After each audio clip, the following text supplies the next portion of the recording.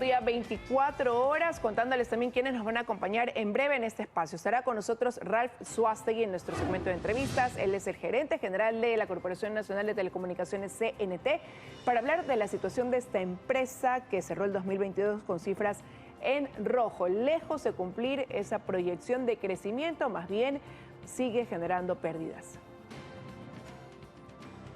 Y también estará con nosotros Jorge Ortiz, analista político. La comisión que investiga el llamado caso Encuentro en la Asamblea Nacional ha recibido 10 días de prórroga para entregar el informe. El gobierno nacional ha hecho correcciones en el frente político. ¿Es suficiente? Lo analizaremos con Jorge Ortiz aquí en su espacio informativo. Y aquí empezamos.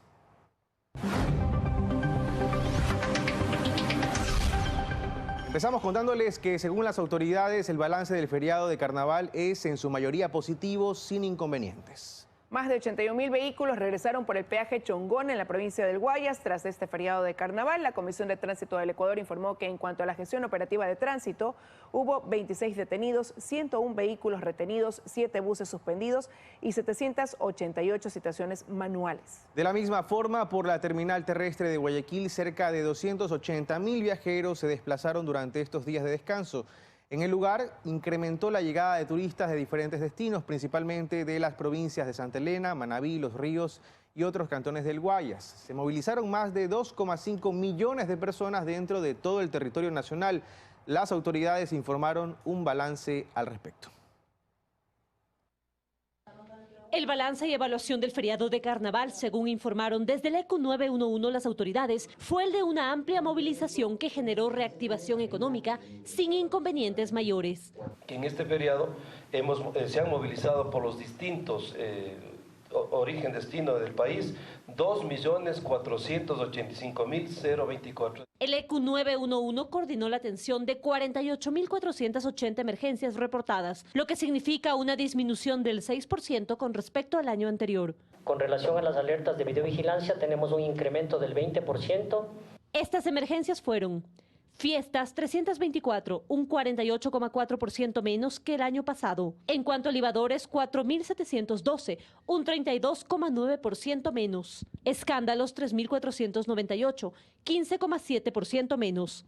Mientras que una cifra alarmante fueron las inundaciones que incrementaron a 27, es decir, un incremento del 145,5%. Los cantones con mayor incidencia en este periodo de tiempo son Quito con 9.242 emergencias, Guayaquil con 6.336, Cuenca con 2.146 y Ambato con 1.982. En cuanto a la Policía Nacional, realizó 9.552 operativos con un resultado de 6.245 detenidos, 1,6 toneladas de droga incautada, 59 armas de fuego y 84 armas blancas decomisadas. Operativos directamente enfocados a la seguridad ciudadana.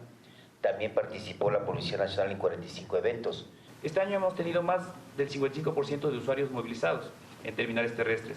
Y gracias al trabajo articulado entre el NT y los organismos de control, al momento tenemos una reducción de siniestros y fallecidos en el transporte público. ¡Oye, que cierra la puerta! ¡Oye! ¿Qué le pasa? Sobre incivilidades como lo ocurrido en Salinas durante este carnaval, aseguraron las autoridades que no deben repetirse y dicen que la policía contuvo desmanes. La competencia del uso del espacio público es municipal y es el municipio el que tiene que tomar las acciones, ya sea en poner aforos, horarios o inclusive medidas restrictivas. Eso lo puede hacer porque es su competencia. Son los municipios entonces los llamados a actuar conforme sus competencias en futuros feriados.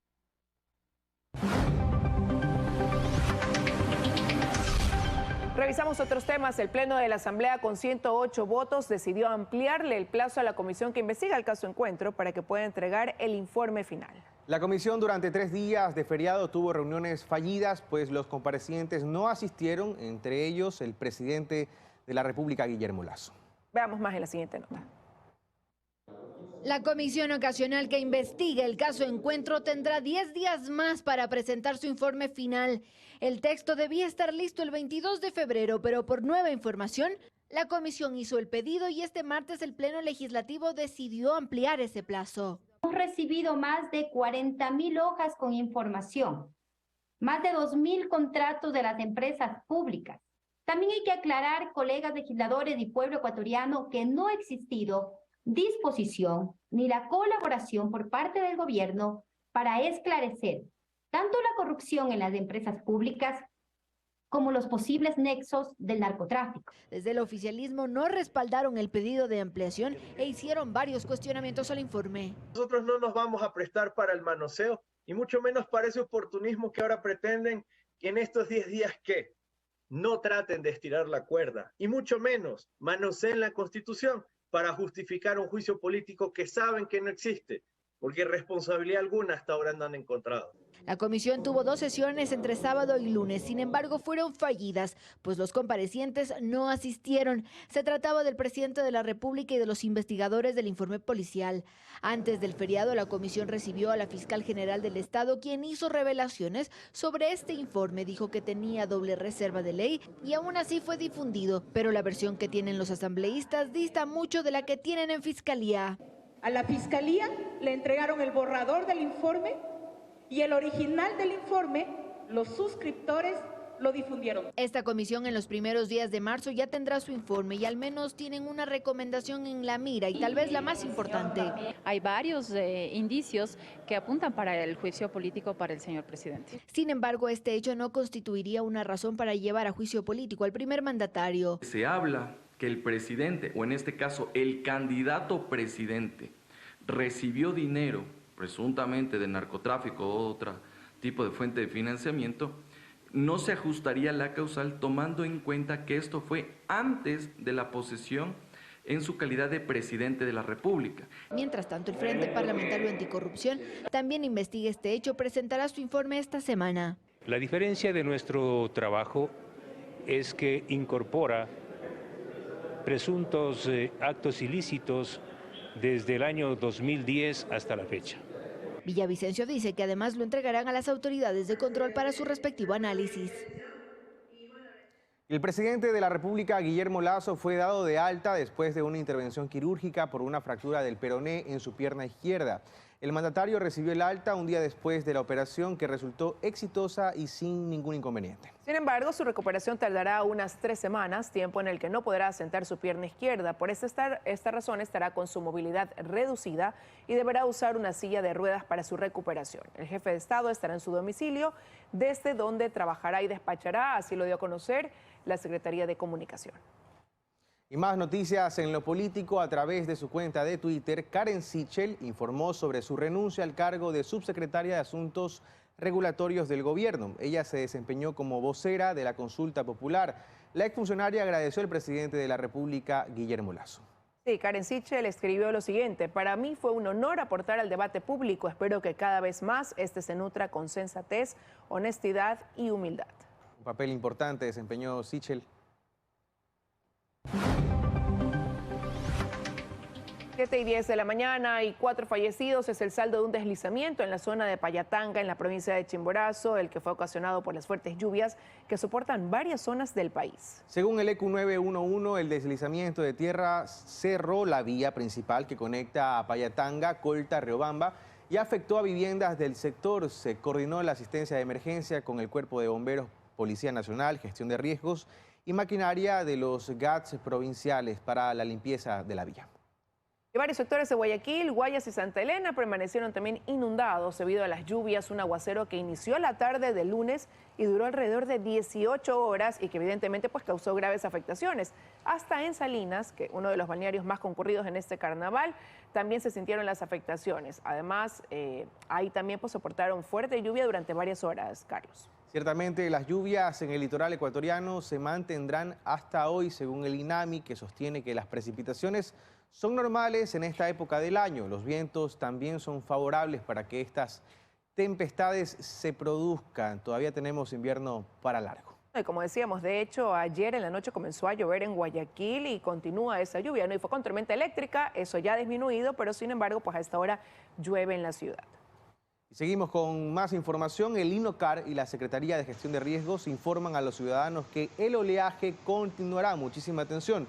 Por ello, se solicita a los bañistas tomar las debidas precauciones si ingresan al mar. Hasta hoy, 41 playas de Esmeraldas, Manabí, Guayas, Santa Elena, El Oro y Galápagos permanecen con bandera amarilla. Recordemos que las capitanías de puerto pueden cambiar el color de la bandera conforme a la identificación del incremento de la amenaza en territorio. Amarilla es una advertencia, roja es de plano no entre al mar, pero hay uno que otro arriesgado que siempre lo intenta. La recomendación es no exponerse de forma innecesaria. 7:12 de la mañana y el volcán Sangay, uno de los más activos del país, lanzó una columna de ceniza de unos 1.200 metros sobre el nivel del cráter. Así lo informó el Instituto Geofísico de la Escuela Politécnica Nacional. Las imágenes satelitales muestran que la columna de ceniza se dirigió hacia el sur del volcán. La emisión podría generar caída leve de ceniza en los sectores ubicados en esa dirección. Este fenómeno es recurrente dentro del actual periodo eruptivo. Son las 7:13 de la mañana, momento de irnos a nuestra primera pausa, amigos. Ya venimos con más, siga con nosotros. Economía para todos. Amigos, bienvenidos. En los últimos 5 años, entre 2018 y 2022, las exportaciones no tradicionales pasaron de 5.240 a 9.003 millones de dólares, un crecimiento de algo así como el 70%, algo extraordinario en un periodo de tiempo tan corto. Las exportaciones no tradicionales son todo lo que exportamos excepto petróleo, banano, camarón, café y cacao y se pueden dividir entre las primarias o no elaboradas y las industrializadas. La mayor parte del crecimiento en estos años es de las no elaboradas, aunque las industrializadas también han crecido. Un aporte central para este crecimiento viene de las exportaciones mineras que se han multiplicado por 10 en este periodo de 5 años, empezando a acercarse a los 3.000 millones anuales. Por cierto, estas son las exportaciones mineras formales y nadie sabe cuánto serán las informales. En las exportaciones no tradicionales elaboradas, el crecimiento viene de productos del mar, sobre todo enlatados y productos elaborados del pescado. Definitivamente, esta es una evolución muy positiva para el país. Muchas gracias. Es momento de las entrevistas en 24 horas. Son las 7:30 de la mañana y como ya lo vieron, pues nos acompaña en el estudio el abogado Ralph Suástegui, gerente general de la Corporación Nacional de Telecomunicaciones CNT. Para entrar en contexto, previa a esta entrevista, quiero contarles que el CNT entra en zona de peligro en este año. A la Telefónica Estatal no le ayudan los números y su situación podría complicarse cuando sus competidoras privadas ganan terreno en un mercado fértil que CNT no estaría aprovechando. Veamos. Es una de las empresas públicas que está en el centro de la polémica precisamente por el cuestionado manejo de sus finanzas. La Corporación Nacional de Telecomunicaciones lleva 2 años de ejercicio económico con números en rojo y aún así, su gerente ha sido ratificado en el cargo.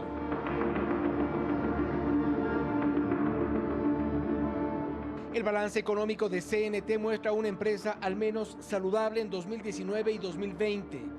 Parecía imposible que en el auge de las telecomunicaciones, con una pandemia que disparó la demanda de Internet en el mundo, haya una empresa que ofrezca el servicio y pierda. Esa fue CNT.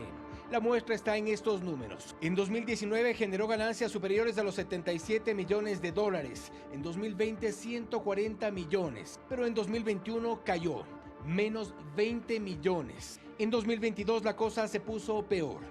Las pérdidas están en el orden de los 90 millones de dólares. CNT mueve entre sus líneas de negocio la telefonía fija, con una entendible demanda a la baja, la televisión pagada, planes de internet móvil e internet fijo. Este último que ha sido su fuerte y en 2022 le dejó ingresos superiores a los 158 millones de dólares. No obstante, esta cifra, que parece alentadora, cae de manera preocupante.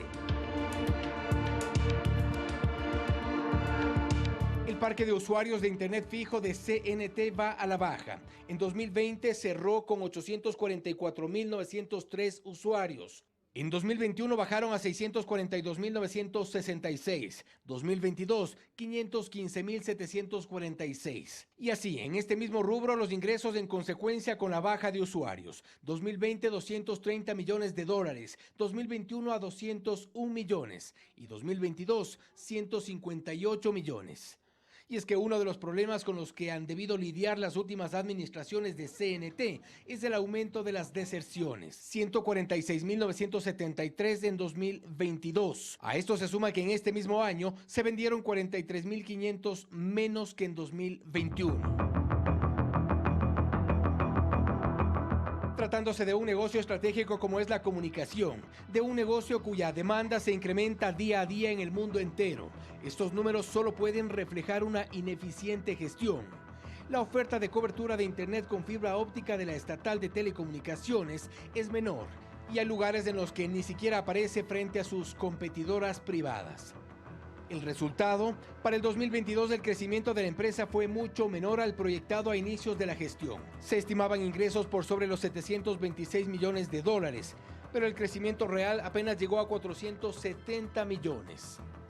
Al final, frente a la intención de concesionar o vender la empresa de telecomunicaciones, una de las empresas públicas más grandes del país, solo se advierten dos opciones. O hay ineficiencia, o a alguien le interesa bajar el precio de una empresa que por su giro de negocio debería ser rentable y se está transformando en un dolor de cabeza. Y para analizar lo que sucede en CNT nos acompaña su gerente general, el abogado Ralph Suástegui. Gracias por estar con nosotros. Buenos días. Liz, buenos días. Primero que nada, permítame decirle que veo errores en las cifras, que nosotros estamos sacando a la empresa del hueco que encontramos. Yo quisiera mostrar este gráfico, que básicamente lo que revela es como desde el año 2019, todas las 4 líneas de negocio de la empresa venían en picada. Nosotros hemos hoy logrado recuperar la línea de telefonía móvil. Luego, este otro gráfico, donde observamos también por qué la debacle de la empresa hasta que nosotros llegamos y lo hemos logrado recuperar. Estos son los tiempos de servicio de la empresa. Pero recuperar, cuando usted dice recuperar, abogado, igual CNT es una empresa que cierra con cifras en rojo. 2021, 2022, años que no tuvieron crecimiento, sino más bien lo contrario, que no generó las ganancias que ustedes esperaban. Liz, los datos que ustedes han mostrado son datos equivocados. Si ustedes cogen en nuestra página, en transparencia, el balance del año 2021, verán una utilidad de 64 millones de dólares. Lo que usted ha mostrado es la empresa que a mí me entregaron, una empresa hackeada con obsolescencia tecnológica, una empresa que le debía plata a medio mundo y una empresa que aparte tenía 15 de sus edificios adjudicados a un tercero y estos 3 edificios ya pasados a un fideicomiso privado. En el año 2021, cuando yo llego en el mes de septiembre, me dicen, señor, usted va a perder 20 millones de dólares. Nosotros logramos ese año una utilidad de 64 millones de dólares. ¿Cómo? Mejorando los tiempos de servicio, haciendo mejores campañas. Logramos bajar en los precios de los planes de Internet fijo en más de un 30% hasta la fecha. ¿Por qué? Porque era la única forma de ser competitivo. Cuando nosotros llegamos, los planes estaban un 15% por fuera de mercado. ¿Qué es lo que nosotros hemos venido haciendo? Y que nos ha permitido... ¿Utilidad igual a crecimiento? Mire, la empresa hay que ponerlo en dimensiones. Primero, el último año que esta empresa creció fue en el año 2018. En el año 2019 decreció el 8%. En el año 2020 decreció el 13%. Y cuando nosotros nos la entregan en el 2021, nos dicen, va a decrecer usted el 19%. Da pena decirlo de esta manera, pero nosotros logramos que ese decrecimiento fuera tan solo del 15%.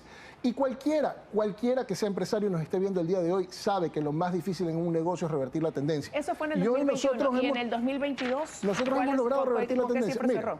Mire, este es un cuadro, si me permiten, donde están los ingresos y las utilidades de la empresa. Nosotros en este 2023, porque hablemos del presente, que es lo importante, hemos logrado que la utilidad, los ingresos de la empresa sean bastante similares a los del 2020, casi cercanos, pero hemos alcanzado una utilidad récord en enero de los últimos 5 años. En el 2022 fue un año de poner la casa en orden. ¿Y por qué fue un año de poner la casa en orden?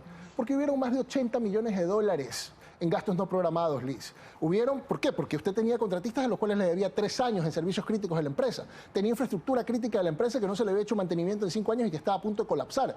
Por el amor de Dios, los equipos de cómputo... ¿Eso llevó a que cerrara con qué cifras entonces? Estamos todavía en el cierre, pero las cifras que ustedes han presentado no son ni de cerca las cifras reales. Pero va a haber un decrecimiento también en el 2022. Usted dijo, del 19% que se proyectaba, el 19%, en el 2021 logró que sea del 15% nada más.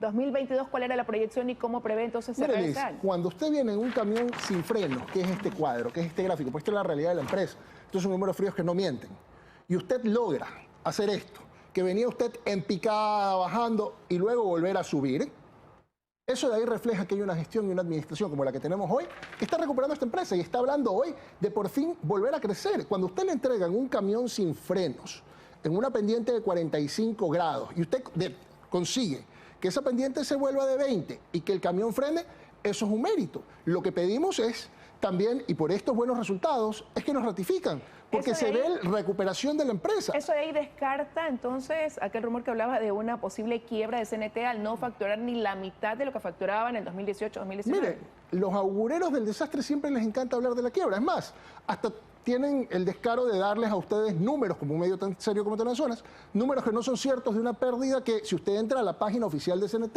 en la sección de transparencia, verá en el año 2021 que hubo utilidad. Entonces, ¿cuál es la realidad de esto?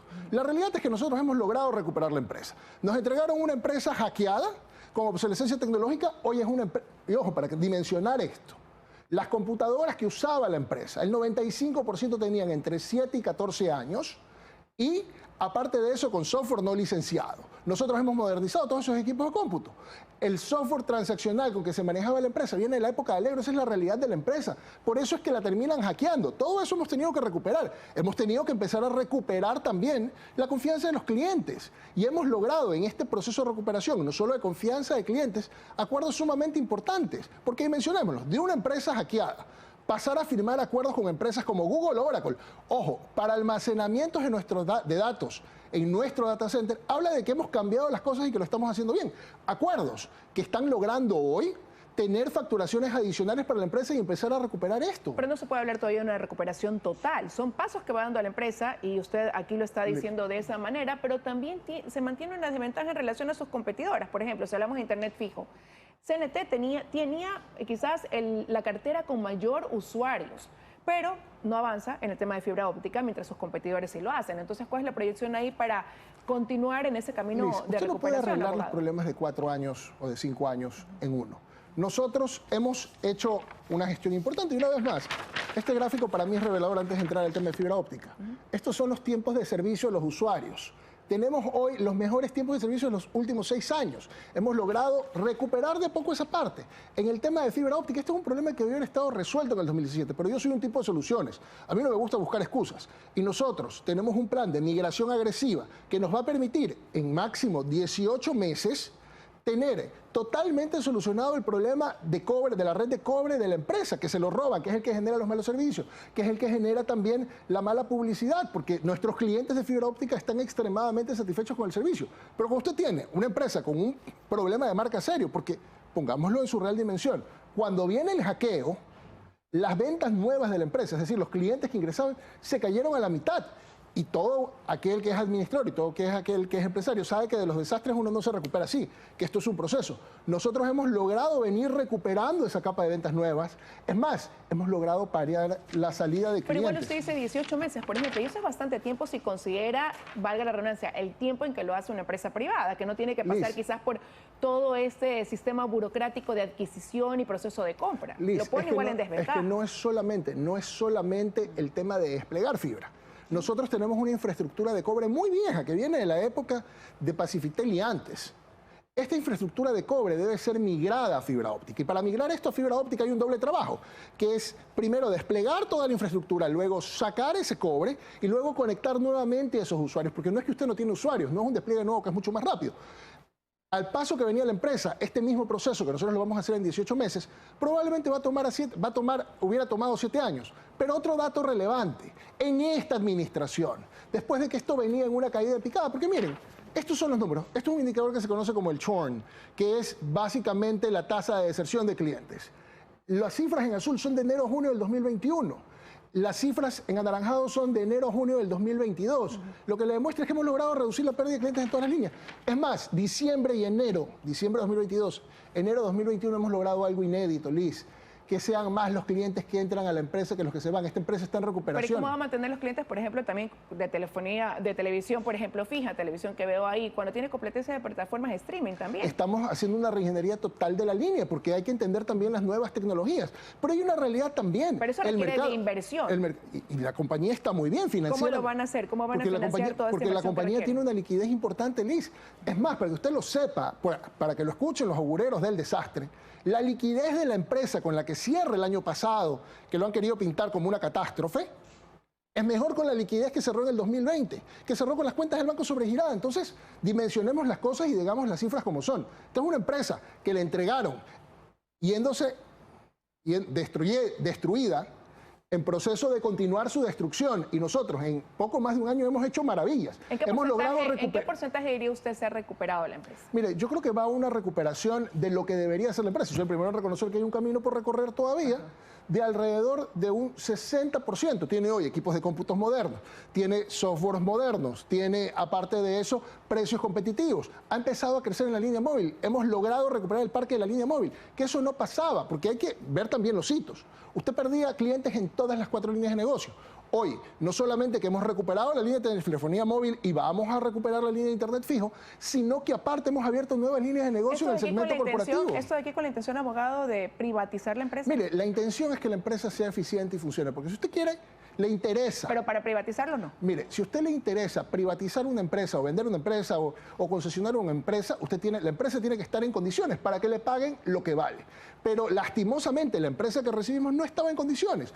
Hoy nosotros hemos recuperado esa empresa, la estamos poniendo en forma para, lo principal, asegurar un buen servicio de cliente a los usuarios ecuatorianos. ¿Cuál es la proyección de crecimiento para el 2023? Mire, nosotros estamos en una proyección de crecimiento de alrededor de un 10%, porque vamos a recuperar mercado, porque hemos abierto nuevas líneas de negocio que nos van a permitir una vez más volver a crecer. Dimensionemos lo que nos entregaron. Pero le repito, y su objetivo es poner bien la empresa, ponerla en todos los sentidos para de ahí poder venderla, privatizarla. Mire, mi objetivo es asegurarme de que los ecuatorianos tengan un buen servicio de telecomunicaciones, conectar a aquellas comunidades que hoy no tienen conectividad y hacer cosas como las que hemos hecho. En Galápagos, ya lo estamos haciendo. En Galápagos, en menos de 3 meses, en el mes de marzo, porque pusimos ya la primera piedra este mes de enero, vamos a tener en Galápagos velocidades de continente, que eso no ha pasado nunca. Todo aquel que ha ido a Galápagos sabe que hay un problema de conectividad serio. Estamos conectando la Amazonía para llegar a donde nunca ha llegado nadie. Es parte también de la visión y la rentabilidad social que tenemos como objetivo en esta empresa. Quiero agradecerle que haya estado esta mañana con nosotros, abogado Suástegui. Muchas gracias, Lija. Vamos a ir a una pausa, 7:44 de la mañana, y ya regresamos con el análisis político con Jorge Ortiz.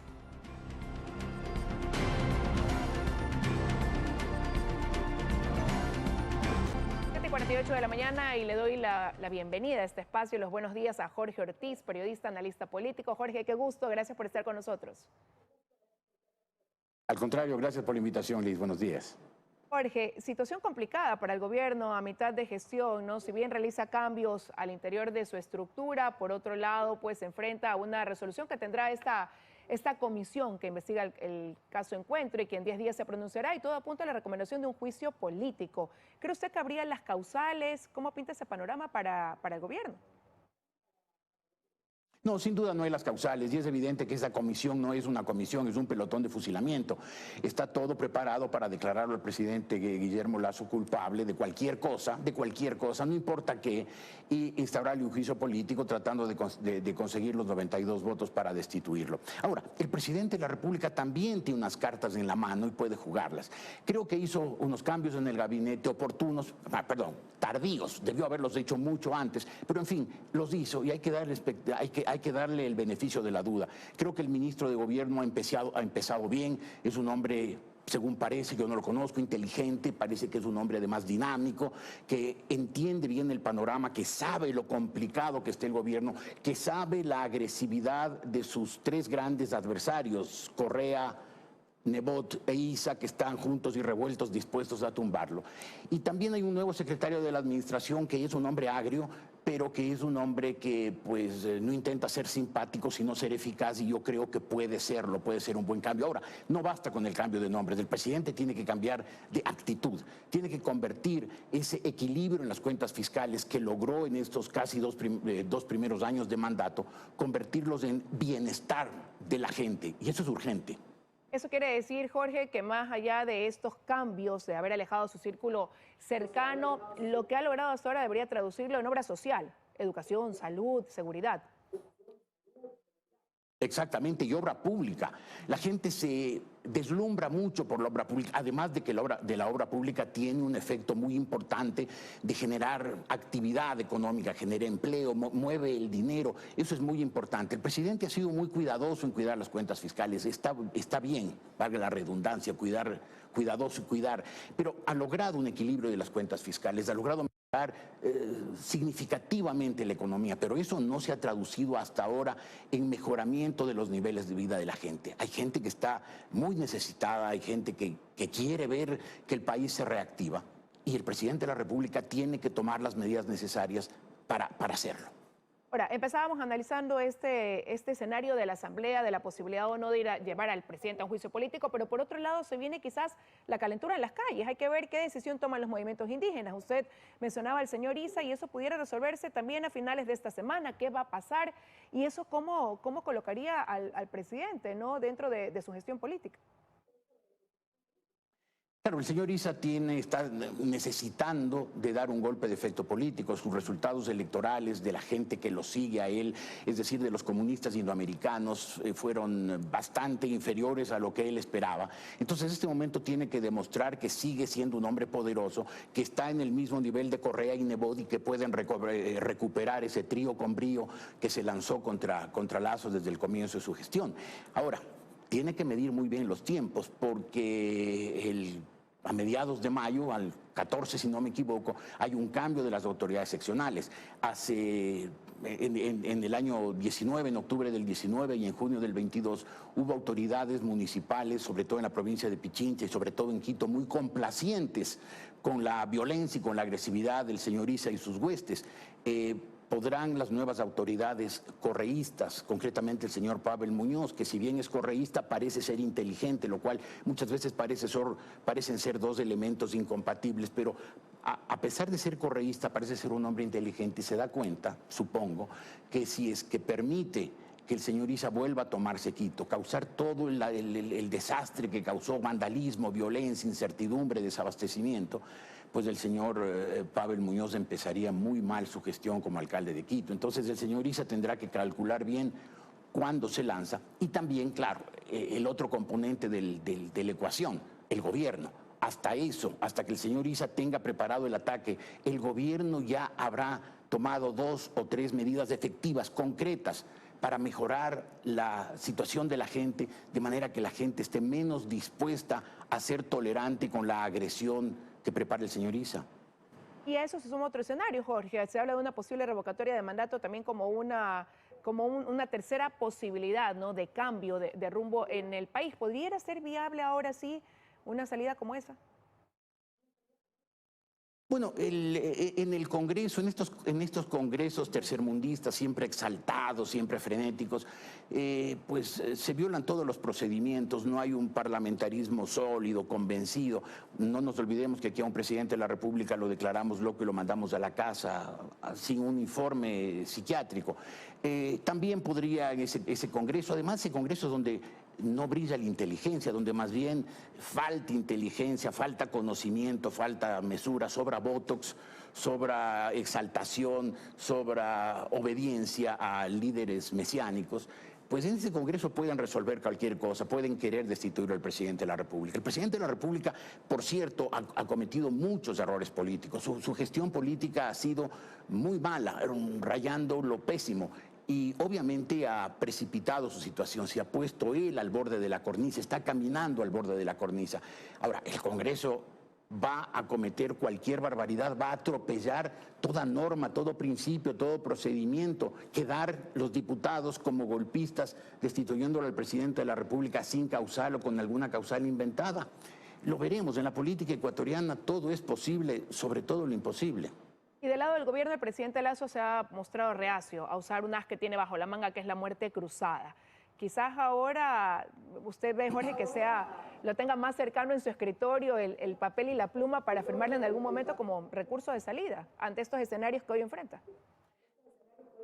Bueno, yo creo que el momento que se activara un proceso de destitución, el presidente de la República no le quedaría más que jugar la carta de la muerte cruzada. Debió haberla jugado hace un año, después de haber tenido una muy exitosa campaña de vacunación que le llevó su popularidad al 75-77%. Ese momento si tenía un poco de sensibilidad política, si tenía unos asesores políticos a los que escuchaba, hubiera ido a la muerte cruzada, se hubiera aliviado él su situación política y le habría solucionado la situación al país de tanta incertidumbre. No lo hizo, a lo mejor ahora va a tener que hacerlo. Y por cierto, no es lo mismo sacar el as de la manga cuando a uno le conviene que cuando uno está por cortarle la mano y no le queda más remedio. Ahora, Jorge, pero todos estos escenarios, ¿cómo proyectan al país el querer alejarlo de esta estabilidad democrática, el comenzar a hablar de que hay estas posibilidades? Claro, la imagen que está proyectando el país es lamentable, como se refleja en índices como el riesgo país que se ha vuelto a disparar. El momento que hay un presidente que ha venido a tratar de poner las cuentas fiscales en orden, a ordenar el país, que ha bajado las tensiones políticas. Este país quedó muy dividido, muy encrespado, muy enardecido después de los 10 años y medio de correísmo, en que todos los días había violencia, insultos, agresiones, en que el presidente usaba las cadenas nacionales para agredir, para ofender. El país quedó muy enardecido. Guillermo Lasso logró tranquilizar al país, logró además poner en orden las cuentas, pero no gestionó contacto con la gente, no se dedicó a pensar en el bienestar diario de la gente y en traducir esos dos éxitos, la estabilidad política y la estabilidad económica, en beneficio para la gente. Y eso le deterioró su imagen política, su manejo político fue muy malo. Pero el mundo entero recibía la imagen del Ecuador, un país ordenado, un país que atacó y venció la pandemia con mucho éxito, con mucha decisión, con mucha determinación, que estaba tranquilo, que tenía un presidente, un gobierno que manejaba el dinero público sin alboroto, sin desorden, sin irresponsabilidad. Pero claro, de pronto ven que a ese gobierno lo quieren tumbar, que hay un pacto completamente contra natura entre un comunista indoamericano, Issa, un populista tenebroso, Rafael Correa, y un líder supuestamente de la derecha, Jaime Nebot, y los tres conforman un trío con brío que se lanza a tumbar al presidente. Obviamente dicen ese es un país inestable, que no solamente está al borde del abismo, sino que hay demasiadas manos dispuestas a empujarlo. Quiero agradecerle, Jorge, que nos haya acompañado esta mañana con su análisis sobre lo que está enfrentando el país en materia política, ¿no? Y lo que pudiera conllevar algunas de las decisiones que hoy se debaten están sobre la mesa. Gracias, Jorge. Gracias, Liz. Un abrazo para usted. Son las 7:58 ya de la mañana. Con esto de aquí nos despedimos. Ya vienen las noticias de la comunidad. Que tengan un excelente día.